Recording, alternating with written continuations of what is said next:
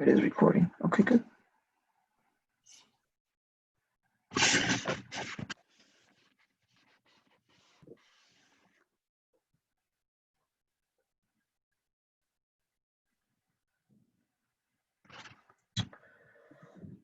Okay.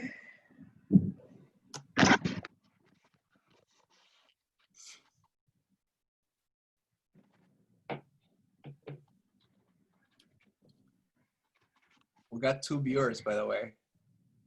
We're live. Excellent. Fantastic. All right. So hello, everyone. So it's 12 o'clock. Let's give it another minute. So we have a lot of attendees today. So far, we have 15 attendees. Let's give it another minute or two because we do have quite a few joining. Very exciting.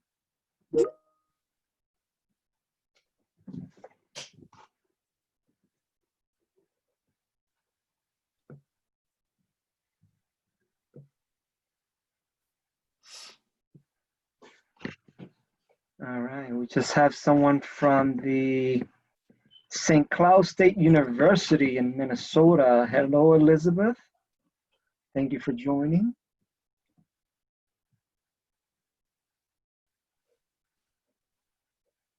Thank you. Wow, you got folks from across the nation. That's awesome. That's great.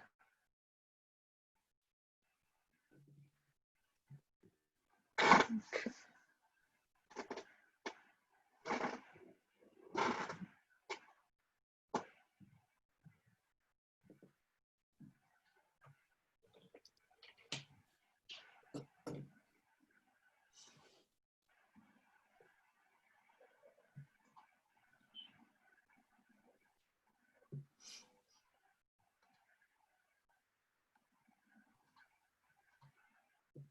Hi, everyone. Wow, we have a lot of people joining in rapid speed. That's great, fantastic. We give it another more minute. Great.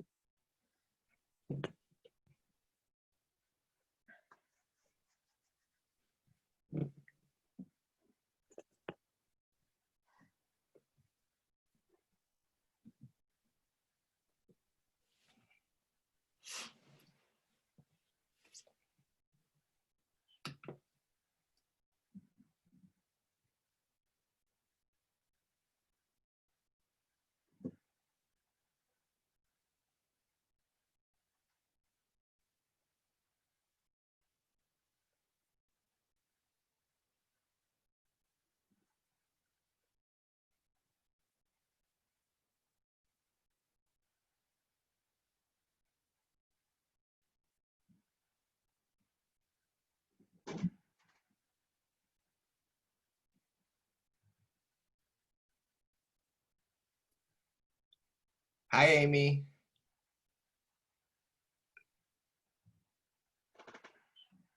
We got people from the Lawrence site here. Lawrence, awesome.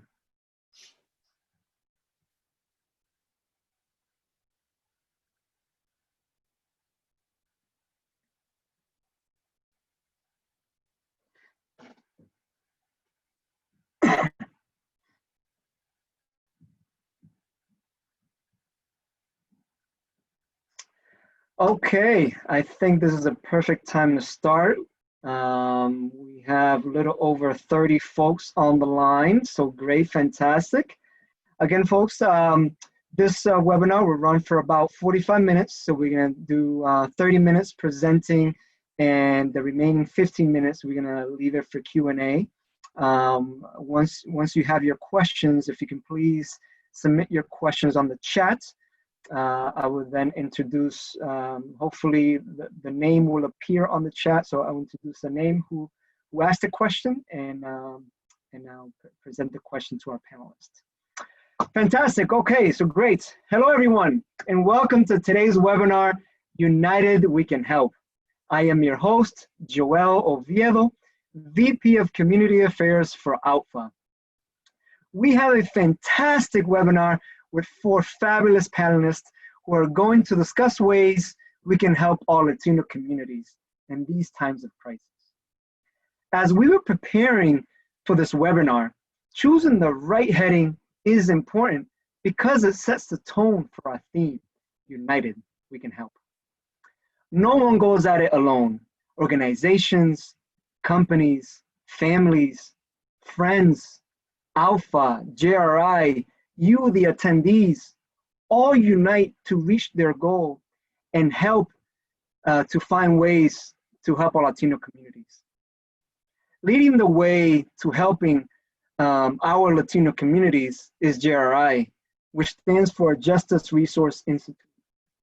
They pursue the social justice inherent in opening doors to opportunity and independence. With that, I would like to introduce to you our panelists.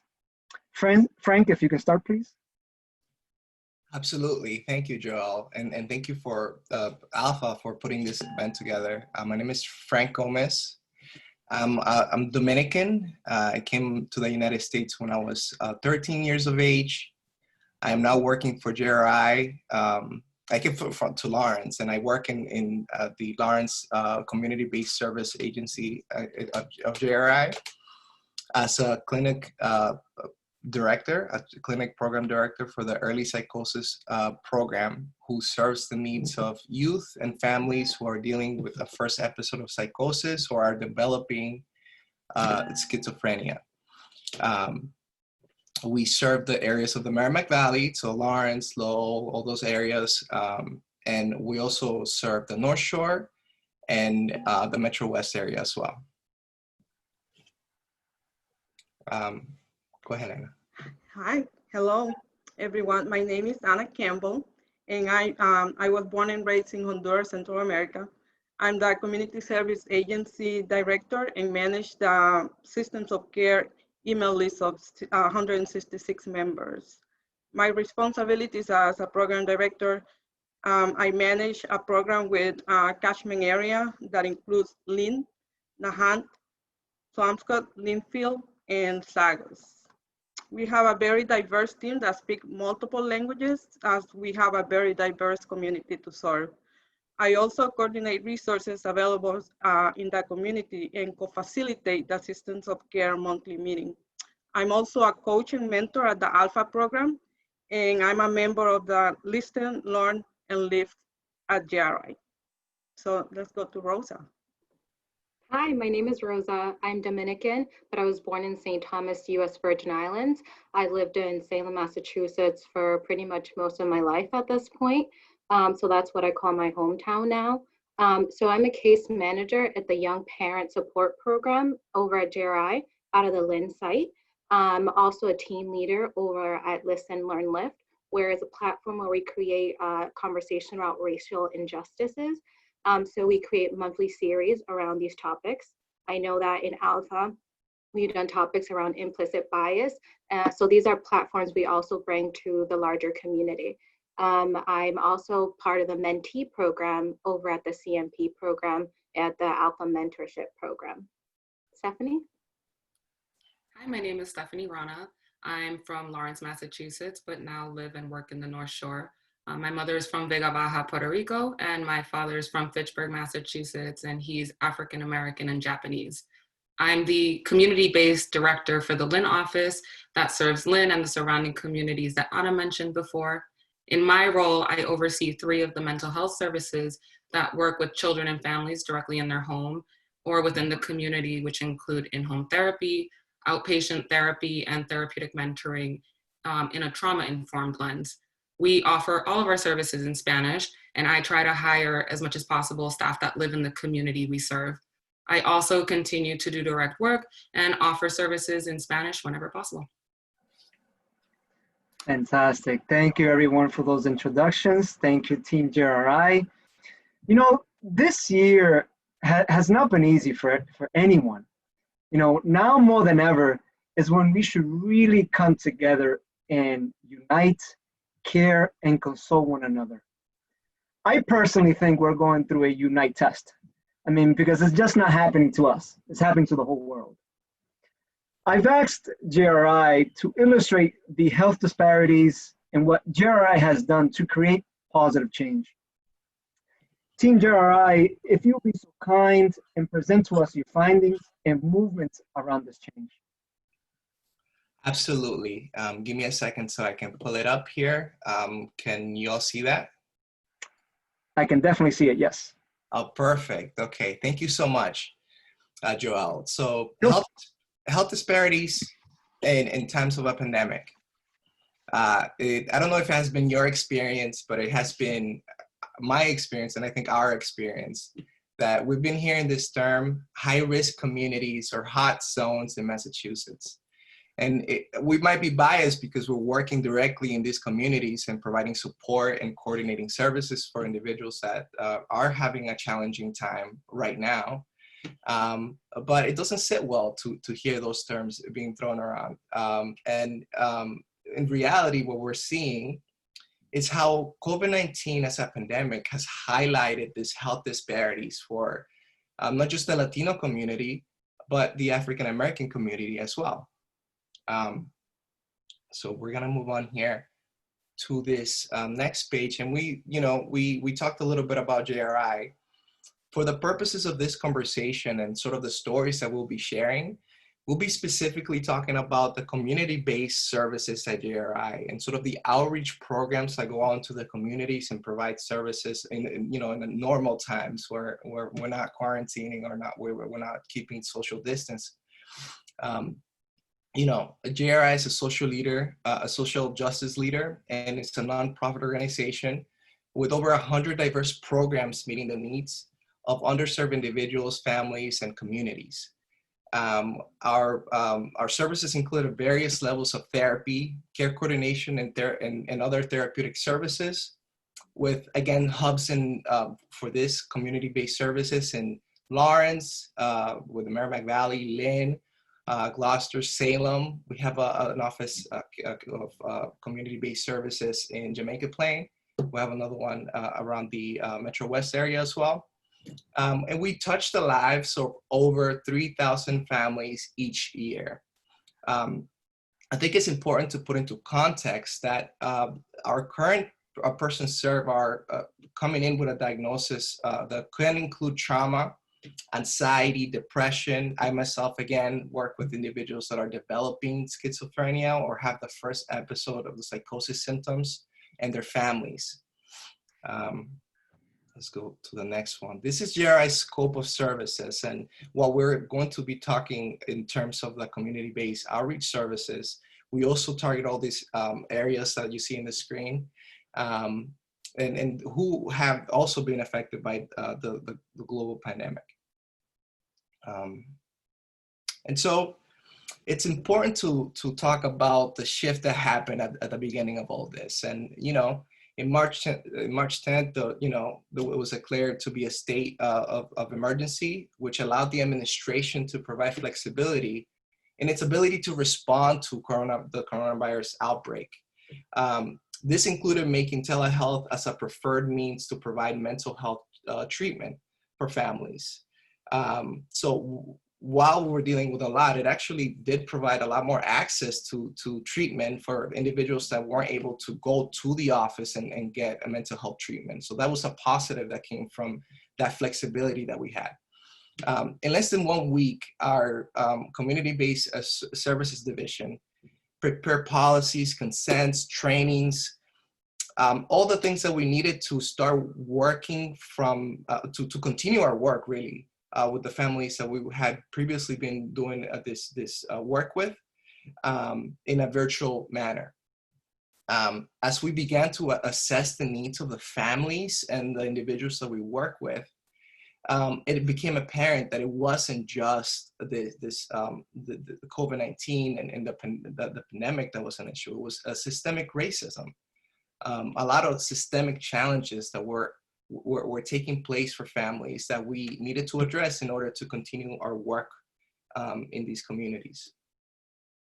And so this is a graph here that displays a little bit of the disparities that are happening in this in the Latino community and in the African American community as compared to other groups. The rates that we were getting at the beginning of this were I think it's important to mention that every week since when it started, every week we were getting a new staff member who would test positive for COVID-19. And so, you know, our work shifted not just to sustain the work, the vital mental health work that we were doing with families, but also to support around grief, loss, and the necessary actions to stabilize families and to support them in being able to start coping with the trauma that these things that, you know, losing someone can have on you. And so now we have Anna, who will be sharing a brief story of some of our work at JRI. Thank you, Frank.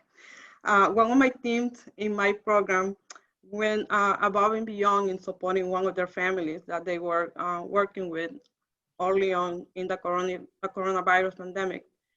A Hispanic single father of 4 girls became very sick with COVID-19 and died as a result. The team of 2 providers, a peer support for the father and the coordinator of services, were able to provide emotional support to the girls during the weekend and late at night. As the father's symptoms became worse while being at the hospital, the team received calls from the girls even at midnight due to their desperation and for grieving the death of their father and only caregiver. Despite one of the team members and her family's personal struggles with COVID-19 symptoms, the team did not stop supporting and helping the family. JRI provided groceries to the girls and the provider and her family while being in quarantine. It was remarkable that even when we wanted to provide groceries to this family, we quickly found that even stores delivering to other towns were not delivering to Lynn. So we worked nonetheless to find a way. So due to the traumatic experience, my staff experienced vicarious trauma. And again, JRI was able to provide psychological first aid to the staff members to help them overcome the traumatic experience. Psychological first aid, it is an evidence-based approach designed to reduce the initial distress caused by traumatic events and to foster short and long-term adaptive functionings and coping skills. So I will now continue. We continue to provide telehealth to support the families, and Stephanie will be able to talk more about telehealth services. Thank you. So as Frank had mentioned, early March of this year, we in the community-based program started seeing the effects of COVID and its rapid impact on many of our communities we serve, especially for our Lynn and Lawrence sites. So we had many families and staff that tested positive with COVID at rapid rates. And we were one of the first divisions at JRI that started looking at alternative options for maintaining access to services for our families and to secure jobs. So by mid to late March, we quickly transitioned our 3,000 families to completely remote services, otherwise known as telehealth, within a 2-week window. The state of Massachusetts adjusted their privacy laws, so HIPAA, so we were able to use whatever method was the most comfortable for families. So that included methods like Zoom, Doxy, FaceTime, or phone. We were surprised that we were able to pivot that many families in less than a few days. We found that telehealth not only provided continuity, but also increased access to families we may have not been able to work with. So now fast forward to 6 months and we're still completely relying on telehealth as our main method of providing services. But we along the way have found that there are some challenges in being completely remote based. So for my next slide, I just wanted to give a brief example of a way we're talking about like ways that we're uniting as a community. So this was a forum that we put together. It didn't cost us any money at JRI.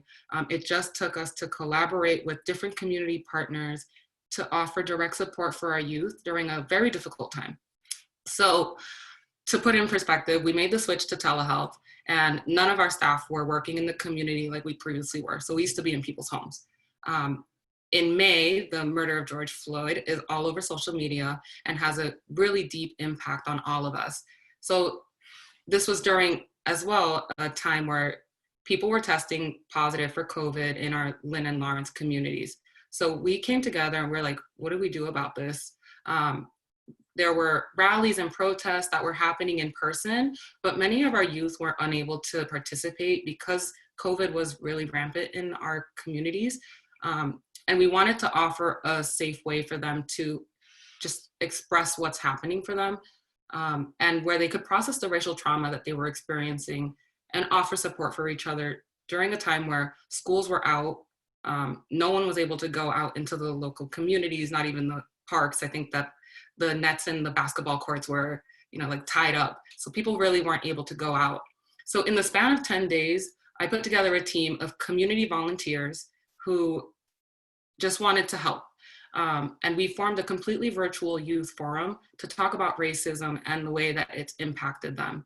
We labeled it Listen, Learn, Lift, because the intent was for us to come together and listen to the youth of our community and what they had to say, and give them an opportunity to express that. So once again, this is one that it didn't cost us anything other than access to a Zoom account, a combination of word of mouth marketing and a Facebook event page. And we were able to successfully pull off 4 forums. We had a couple of guest candidates who came and just were there to listen to our youth. However, there were still some ways that we needed to go into the community to reach families. And Rose is going to give some direct examples of ways we were able to continue doing that work. So telehealth was a great option for us to support our families during the time of COVID, and we still continue to do so, but our families needed more. So some of the items you see here on the picture are items we have delivered to families. Families needed food. So here we have one of our coworkers, Daylene. She works with My Brother's Table in Lynn, and on a weekly basis, she provides food, as you see on the pictures, good food, like fresh food, frozen meats, for families. And there are some families that this is the only way that they're able to get food for their children, because as we know with COVID at the beginning, taking out young children was very hard to do. So this was very needed for families. And as you see here, there's a bicycle that I delivered to a family, because that was the other problem with COVID, is that many kids were stuck at home, and this child needed a way to have some exercise and have some self-care. So we were able to deliver some of those items, as well as strollers, car seats, clothing, diapers for both the parent and the child. And then the other one we see is access to technology. So that's one way that JRI was able to respond, is by providing Chromebooks, cell phones. As social workers, we also supported our families in accessing technology. So how to get on internet, like Comcast has an internet essential, which is like $10 a month.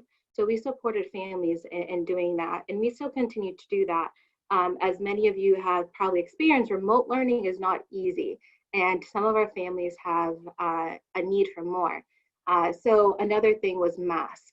As many of you experienced as well, masks was such a huge shortage at the beginning. And now we have it a little bit more, but we have to be mindful that some families can't afford to buy masks.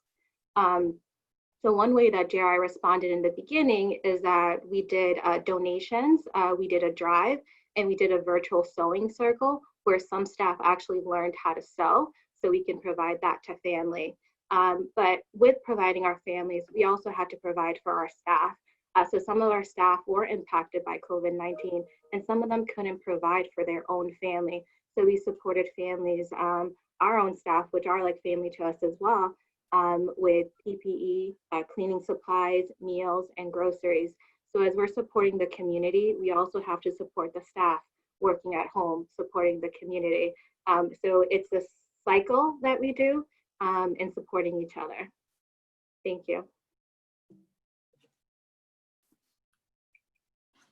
And so we put this picture here, Quédase en su casa, just to highlight the advice given to our families and communities does not align with the realities for many of our families.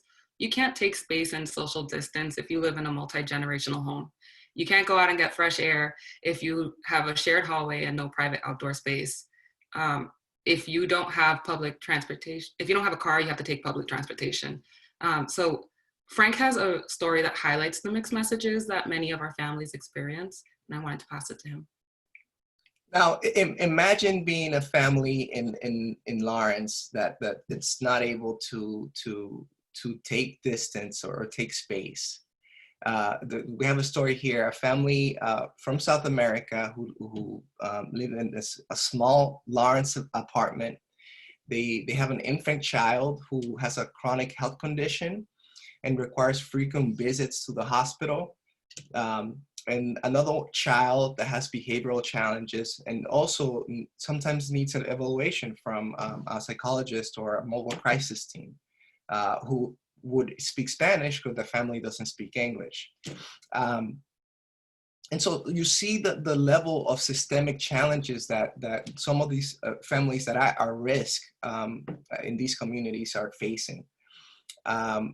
Recently, the parents tested positive for COVID-19, which caused significant anxiety and strain for the whole household, which, you know, they lived with extended family members. So it wasn't just that family unit, they lived with extended family members as well. While everybody has recovered, we, you know, throughout the process, the community-based workers have been able to support the family and you know, support them in finding resources in the community, but also stress management through therapeutic interventions. And then let's go to the next one. This is me in the left here with some masks. We're doing a mask drive. We received many generous donations. And again, we did the sewing circle again. And so we're delivering this mask across the Merrimack Valley. This Ada, who works on the Lawrence side as well. Maybe she's here. So that's you, I put you in the presentation. But I'm gonna pass it along to Anna, who will talk a little bit or will summarize a little bit of the work that we're doing here. Thank you, Frank. So our work at JRI. So we assess the need for technology for both staff and persons served. And through generous donations, we were able to equip families and with the resources needed to participate in telehealth in order to continue their work. We have focused on their access to community resources and lean on the teach a person to fish philosophy to ensure sustainability once we end our services. Then the need to help secure and safely deliver essential items by our staff to persons and families served has now become part of the work that we do.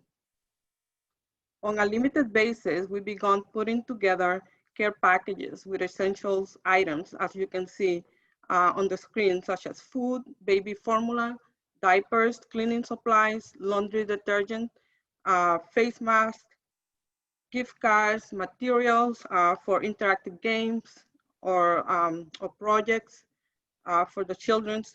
Drop-off are coordinated carefully to maintain physical distance measures and to affirm the package to be appropriately delivered to the personal families. So now Stephanie and Rosa will be able to tell you how can you help. So we are 6 months in, but we are not out of the woods. We're actually entering a new phase, which is remote learning and virtual school for many of us in different regions. Families continue to be in need. So all the things that we talked about, you know, the food, the supplies, those are things that they continue to need. It isn't a one-time basis. So there are many ways to help. One way that I am very grateful of is being part of ALPFA. I actually had 2 members that offered their time to just do financial literacy courses on Zoom. So your time does not have to be an item, it could be just your service. And we encourage you to connect to your local agency. It doesn't have to be JRI, it could be just any community service agency going to them and saying, how can I help? Christmas is coming along the way. There's gonna be many families without presents, and you could offer to help a family by donating gifts or gift cards. Stephanie? Yep. Our JRI website has links to donate or volunteer. We're happy to talk with anyone who might feel like they have an interest and ability to volunteer or give.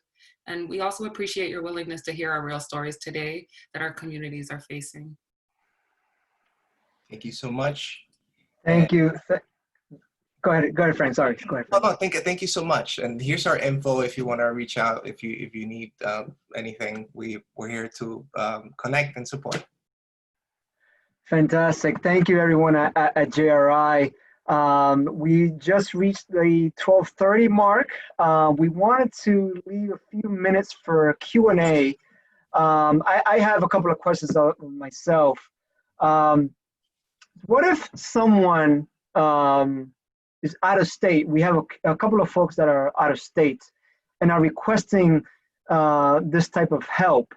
Or if someone that was working with you in Massachusetts and now have moved out of state, is JRI able to continue to provide that assistance?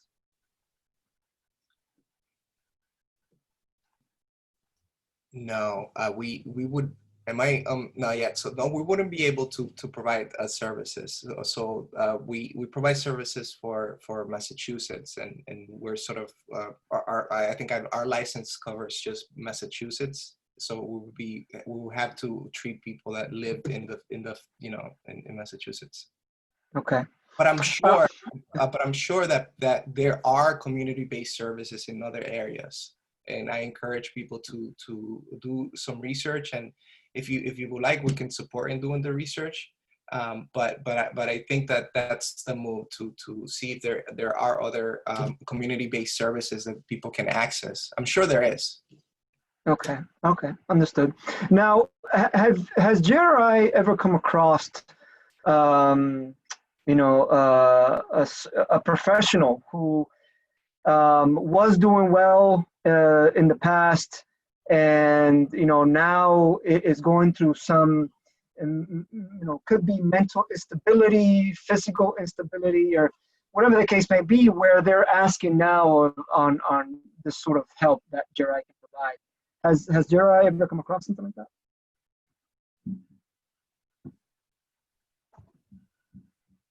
No, in regards to like a staff member in need? So let's say someone like myself, I've, throughout my life, everything has been working just fine, but now, I'm looking for some sort of help because things have not been working out at my job, or things have not been working out with my family, and then I just need that help, or I just need some guidance as to, where to go. Yeah, of course, we can help you. And we help children and adults and families. So you will be able to receive that support that you need. And we also take private insurance and mass help to cover the services that we provide. Give us a call and we can set up. Yeah. But I would say it's even a larger question. I think there are many people, even if they're not connected with a social service agency nearby, you'd be amazing. There are social workers over your primary care office, and they can actually help you, refer you out to either one of our agencies or somewhere closer. So I would say for someone who is struggling, even speaking personally, I've done that myself, I'll reach out to my doctor and they'll send me on the right path. But the best thing I can say is don't suffer in silence, is reach out to somebody in your community, a family member, and start somewhere. We all need support, and we all just need to normalize that during COVID. We're going through anxiety, depression, and it's normal, but we're all in it together. And one of the things that I mentioned was that we do hire within our community. And so we also hire for lived experience. So many of our staff have been there and understand the challenges and have gone through the mental health system. Anna oversees a program that has what we call family partners, who are parents themselves who have children that have mental health diagnoses, and they offer direct support. And I'll give it to Anna because she's the expert on this. Yeah, so I mentioned in the story that I talk about the father who passed. So the peer support, that's the family partner, and it's a person who has experienced the same thing that the parent is going through. with their children and with themselves, the challenges in order to overcome different experiences that they may have, like a divorce, domestic violence, especially now during the pandemic that has increased. Symptoms of feeling suicidal, that it has increased as well due to the isolation. So they know because they've been there and they know how to navigate the system and to facilitate and coordinate the resources in order to connect that parent to the resources that they need in that moment. I think also it's important to know that if you have asked for support, a person will listen. So if you reach out and someone is not there to listen, that doesn't mean that it's over. There's also the next person. If not that person, the next person. But there's always someone that will listen, and we encourage you to do it, to not give up and ask for support. Yeah, I mean, absolutely. It's all about, raising your hand, asking for help. You mentioned that do not stay in silence. We have a question here from Jacqueline. Are there best ways that providers who do not speak Spanish can help support families? Yes, we also have interpreter services that we use, and they're very efficient, and we can use it with any language that the person might need. But we also hire, we hire people that speak different languages. Like, for example, in my program, I have people that speak Arabic, that speak Portuguese, Spanish, Russian, like many languages. I think they speak like 9 languages in my program, but between the other programs, like the one that Stephanie oversees, there are other languages that they speak as well. And so we are able to match those teams with the family that we're working with in order to help address their culture and their needs, because we think highly about people's culture and their language capacity in order to pair them up with the right person. Absolutely. I would also say that if you have a colleague that it does speak Spanish, they might have resources that they can share with you, or you can find resources that are both in Spanish and in English, and you can work through the process with some families. So yes, there's a lot of room to be able to do the work. Great. Now, for folks that are looking for support, let's say, I know you mentioned Lawrence, but I know right now most of the support is virtual. But when things get back to normal, let's say someone from Jamaica Plain is looking for support. Are folks in JRI visiting them in their homes, or the folks that need the support need to go to a JRI center? So in some capacity, we've been able to do face-to-face, contact, in-person visits, following protocols, obviously, and having all the gear and being, following the protocol. We have been able to do that for high-risk families who might need that extra support, like those eyes on. So it depends on the situation, but who knows what the future holds. I don't think anybody has an exact plan for how things are going to turn out in the coming months. So for now, we're continuing to do the remote learning, the telehealth services. And I also want to add that normally we do provide outreach services. So Stephanie's program, like in Jamaica Plain too, they have in-home therapy services that they will go to the home and provide those services in the home or in that community, at school, anywhere that is the preference, for the parent, and it's safe for the team to go and provide those services. So we do that in a normal basis, when we are providing those services. Awesome. We have another question here from Adriana. How do you work with staff members experiencing their own challenges during the pandemic? What does support look like to ensure safety and reduce compassion fatigue burnout, which can essentially impact service delivery? That's a really good question. One of the ways that I've seen that's being effective in terms of supporting our staff is encouraging taking time off, but also at the same time fostering a sense of community. So sometimes we do support groups in the Lawrence office. I know that this happens across the board in the community-based, at least in the community-based services, JRI, where we really put sort of an effort to bring people together and create a sense of community, and letting them know that they're not alone, and that this experience is not something that, it's easy to feel alone in situations like this. And so we put an effort forward to make people feel part of our community, even though we're not at the office right now, and we don't have that physical, we're distant but we're together. That feeling, I think it's important to support around the burnout. And I would say that is one thing that we also added, like I mentioned, Listen, Learn, Lift was something we added over at JRI because it was such a need to speak around race and the impacts of them, both on staff and our community. So one thing that I have enjoyed is bringing those conversations to the forefront, but you're receiving support, and we build a family around this. We create a community around emotional support.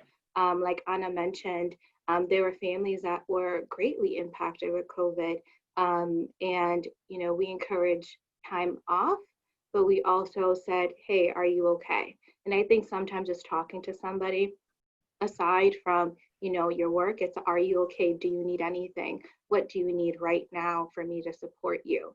And those are the conversations that we encourage people to have between staff to staff, director to other staff. So it's about how do we bring back human kindness and do it with each other, and we model that. I think also it's also leaning into the benefits of telehealth that we do have. So one is that we can be a bit more efficient with our time. So instead of sitting in an hour and a half of traffic for a half-hour meeting, you can have your schedule just back to back, and making sure that staff felt like their time was being valued. If we wanted to connect with other teams, something that would have taken a really long time for our, like Lynn and Lawrence, for example, outpatient team to connect for a staff meeting, they would have had to plan a whole day's worth to drive up to Lawrence or to Lynn. We can do that remotely. So now there are ways to access other people that before were not available to us. And so it's also just recognizing that there are some benefits to the telehealth platform, and that we've been trying to access that as much as possible. Great. We have another question here by Zuleika. Based on the needs expressed, is there one that is greater than the other at this moment? I just sent a brief answer to that question, and they all correlate with each other, because in order for us to engage individuals and families in services, they need to be able to address their basic needs, and they need those groceries in order to feed their children or feed themselves, and they need the technology in order to access our services working remotely. So they all correlate.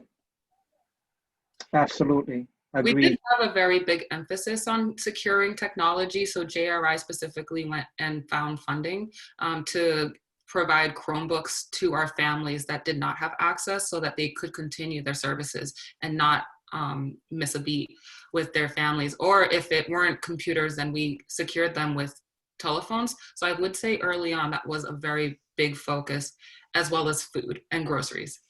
Mm-hmm. If you're hungry, you can't concentrate on what's going on. Absolutely. I like, if you're not meeting the basic needs, you don't have room to be able to work on your emotional health, which is really sad to say, but it's very true for a lot of families. Yeah, absolutely. Emotional stability. And lastly, we have one more minute. So let's say if we have folks right now on the line and they want to help JRI, what are the ways right now they can help, whether that's donating, volunteering, what are those again? So here it is. So can y'all see this? This is these are the two links. We have a donation page at JRI dedicated for COVID-19, as mentioned in the presentation, and you can go right on to this link. And if you want to donate, go ahead. We have other things that we have for that you can donate to, but COVID-19 is actually a link that you can specifically donate to, so that we can support the families that are dealing with these challenges. And then the other way, if you're around the area, if you not really with this like remote telehealth and sort of the groups that we're doing, you could be out of state and be able to support in volunteering. Sometimes it could just be you doing or coming into a youth forum like what happened in Lynn. Or be able to support around teaching some of your expertise. That can go a long way for especially the youth in these communities, bringing people together and really supporting them and seeing that there could be, I could be doing that. How do I do it? Can I learn that? What are some of these skills, financial skills, anything that you are an expert in? That could be a one-off, a teaching opportunity that can go a long way for a lot of the specifically the youth that we have and that we work with in these community-based services. Absolutely. Thank you, Frank. Frank, if you can go back to the page where people can contact all four of you. So again, thank you everyone for joining this webinar. This will be posted on Facebook, our ALPFA Boston page, on YouTube. Please send any questions to these four fabulous panelists. They are very well educated and very well versed in their field. Thank you for joining again. My name is Joel. So if you need to reach out to me, you can find my contact information on the ALPFA Boston page under the board member. I am the board member of VP of Community Affairs. Again, thank you for your time, everyone. Thank you, Frank, Stephanie, Anna, Rosa. Peace. Thank you so much. You're welcome. Thank you for having us. Bye-bye. Bye.